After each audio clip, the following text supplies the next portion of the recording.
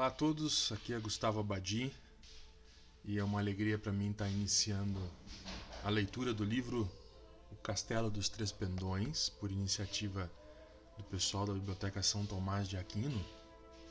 E em celebração ao Dia dos Pais, nós vamos fazer a leitura de um capítulo, né? E a ideia de fazer a leitura, que os pais façam leituras, é importante, porque o pai é a figura de Deus em casa. E lembrar de Deus através da figura paterna é importante porque é lembrar da nossa própria história, da nossa própria identidade, daquele que nos fez e que mantém a ordem das coisas.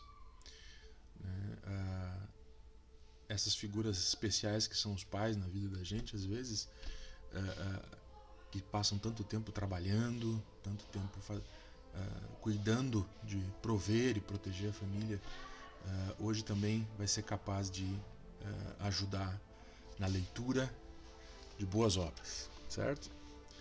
Vamos começar então. Capítulo 1, O Castelo dos Três Pendões, de Baltazar de Godoy Moreira. Capítulo 1, O Castelo. Há muitos anos, um imponente castelo erguia-se à margem do Tejo, além da Salvaterra, no alto de uma pedregosa montanha.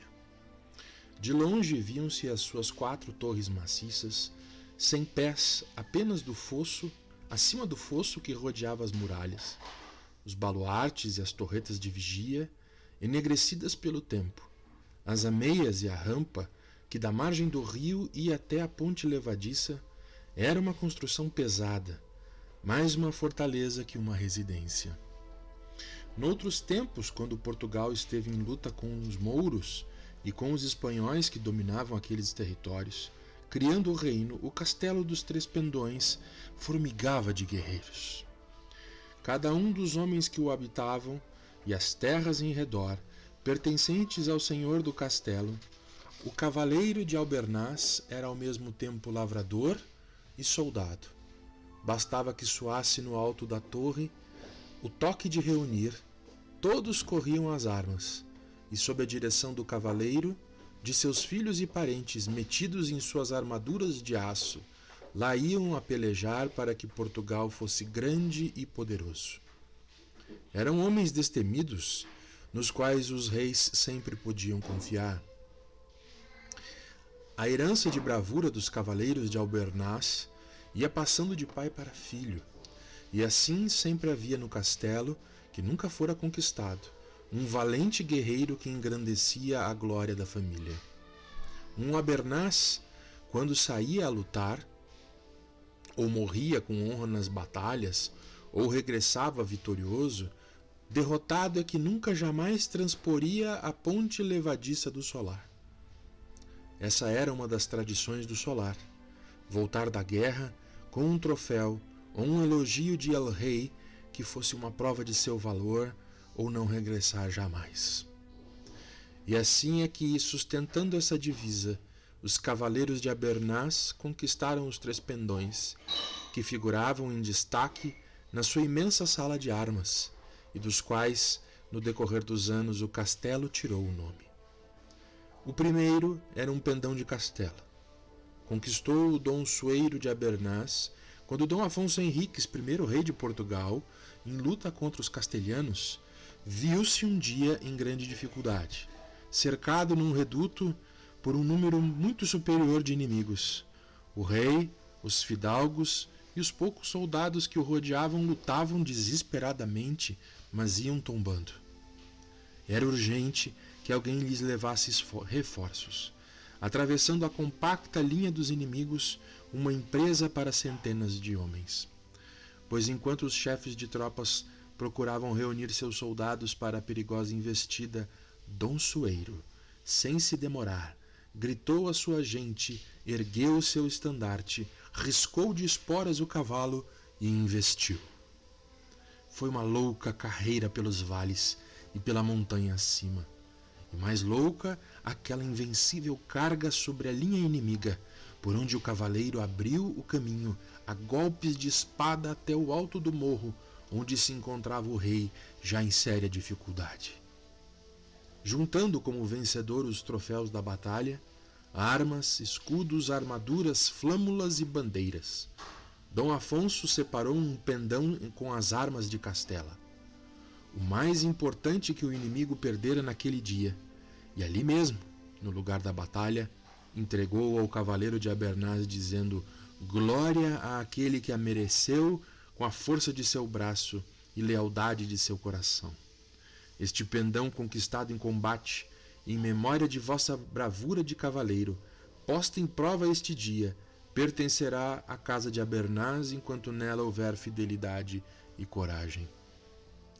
Dom Sueiro ajoelhou-se e, recebendo da mão de El-Rei o precioso troféu, disse: lá ficará, senhor, e que nenhum Abernaz pise na sala do castelo, onde este pendão vai ficar sem que antes tenha provado ser digno de seu rei e de sua terra. Terminada a campanha, ao voltar para o castelo, Dom Sueiro pôs o pendão em destaque na grande sala de armas do solar, no meio de outros troféus de guerra de que sua família já se orgulhava.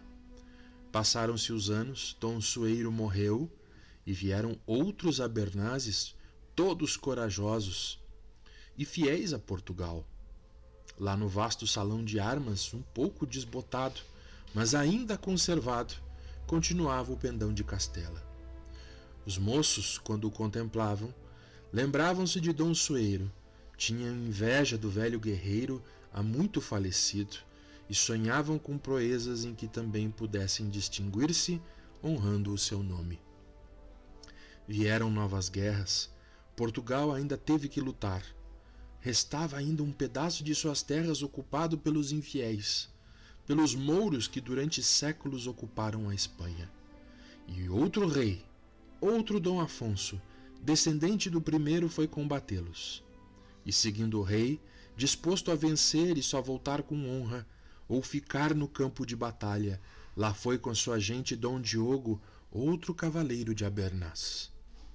Tratava-se de varar um desfiladeiro poderosamente guarnecido pelos mouros, um lugar onde um punhado de homens escondidos entre os rochedos podia fazer face a uma multidão de atacantes. Dom Diogo conhecia o perigo, mas oferecendo-se para a ação, arrancou a espada e, em desenfreado galope, à frente de seus homens, atirou-se contra o reduto. O fidalgo, bem como quase todos os soldados de seu esquadrão, moços do castelo e de suas terras, caíram, juncando o chão. Mas o caminho do desfiladeiro ficou aberto.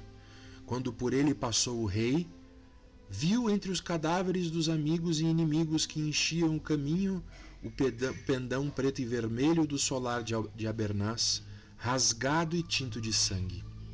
Ergueu-o ele mesmo, sob o olhar dos nobres que o acompanhavam, e ordenou que fosse levado ao filho de Dom Diogo, um rapazote de 12 anos, dizendo: para ser conservado no salão de armas do castelo, junto ao outro que lá existe, lembrando a todos que os homens da casa de Abernaz continuavam leais e bravos. O pendão foi colocado perto do outro. Todos os que visitavam o castelo e perguntavam ficavam sabendo o que representavam. Correram os anos. Em um dia que foi de glória para Portugal, feriu-se a famosa Batalha de Aljubarrota. Fazendo proezas, os portugueses alcançaram uma grande vitória, estabelecendo, em definitivo, a independência do reino.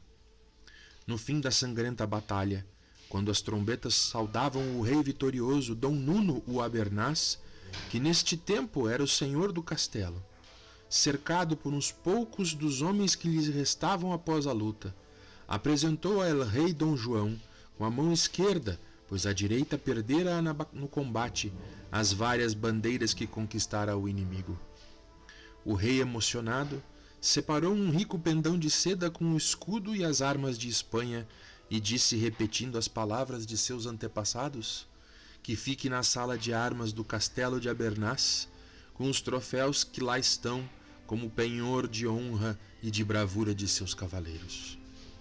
Dom Nuno recebeu-o, dizendo: assim há de ser, senhor. Lá ficará junto dos outros recebidos das mãos reais de vossos antepassados, e que nenhum Abernaz, nenhum dos meus descendentes, cruze jamais a soleira de nossa casa, se desmerecerem de sua pátria e de seu rei. Ninguém que não tenha brio e coragem fitará esta bandeira. Eram então os 3 pendões, e daí por diante, como as palavras do rei e de Dom Nuno correram de boca em boca, a história dos pendões tornou-se popular, e pouco a pouco o velho solar passou a ser chamado Castelo dos 3 Pendões. Decorreram os anos, Portugal teve outros reis, todos grandes monarcas que venceram poderosos inimigos, e o Castelo dos 3 Pendões teve outros cavaleiros. Mas enquanto o pequenino reino crescia, enviando as suas primeiras caravelas à aventura, conquistando terras da África e ilhas do Oceano Atlântico até então desconhecidas, os cavaleiros de Abernaz, gozando a riqueza acumulada pelos seus antepassados e entregues a festas e caçadas, iam perdendo a antiga fibra. Já não eram como os de outros tempos, decididos, fortes, amantes de armas e das lutas. Preferiam os salões, os bailes e os passeios, e sobretudo não gostavam do mar. Vivendo sempre em terra, lutando a cavalo, não achavam jeito de ficar num navio, acotovelados com outras pessoas, sem espaço para caminhadas, acostumados a lutar em campo aberto. Não compreendiam como se podia batalhar no convés de uma embarcação. E Portugal, agora iniciando os descobrimentos, só cuidava das coisas do mar. Assim, os cavaleiros dos 3 Pendões, que tinham sido cavaleiros valentes e não perdiam uma batalha, metidos agora sempre no castelo, foram ficando desfibrados. Depois foram empobrecendo, porque a riqueza agora vinha toda do mar, das terras que iam sendo descobertas pelos que se transformavam em marujos e afrontavam o mar. O castelo, que antes vivia cheio de gente, homens de armas e de lavoura, foi ficando deserto. Os soldados não queriam ficar ali à espera de inimigos que não vinham, nem os lavradores queriam cultivar as terras que davam pouco rendimento. Enquanto além nos mares havia aventura e riqueza, dependendo só da sorte e da intrepidez de cada um. Um a um, os servos e os homens de armas foram se despedindo. No fim, no velho castelo dos 3 Pendões, ficaram apenas algumas pessoas. Valério, o último cavaleiro de Abernaz, um jovem de 20 anos, e Vasco, o velho mordomo com a sua família, a mulher Teresa, que fora ama de Valério, e os 2 filhos do casal, Mauro e Miguel. Viviam todos no casarão de muitos quartos, quase sem se encontrarem, desanimados e sem esperança de ver o castelo voltar à antiga magnificência. As terras abandonadas criaram mato. As casas dos lavradores, os depósitos, os estábulos começaram a cair. Os caminhos que antes estavam sempre limpos, picados de rastros, esburacaram-se e tornaram-se intransitáveis, a não ser as pessoas da casa.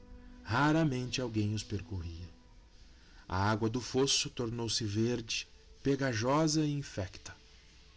A ponte levadiça por onde tantas vezes saíram os guerreiros abaixou-se e não mais se ergueu, pois não havia mais guardas que a manejassem. Em tudo pairava um ar de desolação e tristeza, um ar de coisa que está morrendo. Tudo porque na terra em que todos pensavam no mar, onde todos sonhavam desde criança com o dia em que haviam de partir nas caravelas, o rapaz de 20 anos, que era o atual senhor de Abernaz, não possuindo a coragem de seus avós, tinha enjoo quando pisava num barco e não gostava do mar. Mas se aparecesse em terra, uma ocasião de se distinguir.